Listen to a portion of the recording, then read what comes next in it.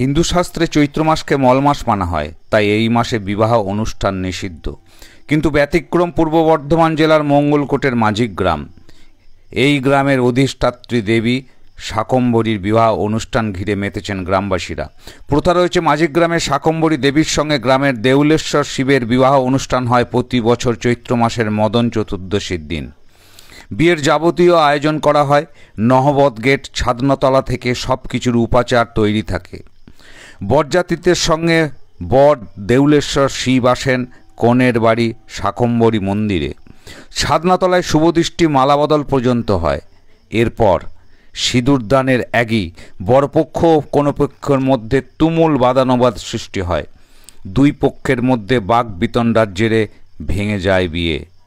বরপক্ষ বিদ্রূপ করে বলে, কনের গায়ের রং কালো, আমাদের ছেলের সঙ্গে বিয়ে দেব না। কনেপক্ষ পাল্টা জবাব দেয়, বর বুড়ো হয়ে গেছে, অমন বুড়ো বরের সঙ্গে আমাদের সোনার মেয়ের বিয়ে দিতে চাই না। শেষে ফিরে যান বর।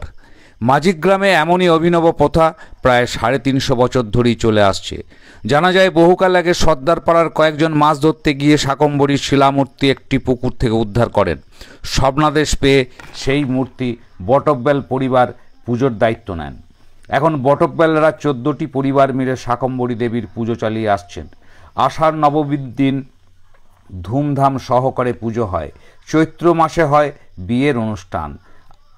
আর দেউলেশ্বর শিবের সেবায়িত মাঝিক গ্রামের ভট্টাচার্য পরিবার।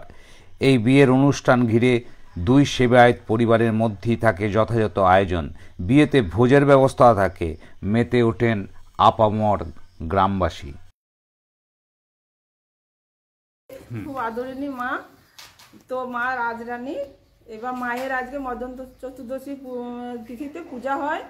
আর ভচ্চার পাড়ায় ভচ্চারদের যে শিব ঠাকুর, উনি বিবাহ করতে আসেন। তো দুজনের বিয়ে হয় না শেষ পর্যন্ত। তো ওনারা বলেন, তোমাদের কন্যাটা কালো। আর বরপক্ষকে আমাদের কন্যাপক্ষরা বলে, বরপক্ষ তো বুড়ো, বিয়ে শেষ পর্যন্ত বিয়েটা হয় না। কিন্তু আমরা ওইভাবে অনুষ্ঠানটা করে থাকি। তো মা আমাদের স্বপ্ন দিয়ে এসেছেন। তো গায়ে হলুদ হয় বিয়ের আগের দিন সন্ধ্যেবেলায়, গায়ে হলুদ আসে। ওই ভচ্চার পাড়া থেকে ওরা এসে গায়ে হলুদ করে দিয়ে যান সন্ধ্যেবেলায়। হ্যাঁ, এরকমভাবে মায়ের পূজাটা হয়। আইবুড়ো ভাতে খাওয়ানো দাওয়ানো হয়। আর বিবাহের দিন ওই যেমন বরযাত্রীকে আগে লুচি ফলার দেওয়া হতো, ওইভাবে বরযাত্রী খাওয়ানো হয়। তো এইভাবে আমরা পূজা পাঠ করি। ফলমূলাদি প্রসাদ। পুজোটা আনুমানিক কত বছরের পুরো? দেখুন, এটা আনুমানিক সঠিক সময় এর কেউই বলতে পারবে না। কারণ আমরা যদি প্রাচীন ভারতের ইতিহাস ঘাঁটি, তাহলে সেখানে দেখা যাবে যে দেবী শাকম্ভরীর অ্যাকচুয়াল জন্ম কিন্তু যে এই ধরিত্রীতে যখন খরা নেমে এসেছিল, চারিদিকে খাদ্যাভাব ঘটেছিল, তো তখনই কিন্তু দেবী শাকম্ভরীর শাক থেকে জন্ম। সেই জন্যই তার নাম হয় শাকম্ভরী।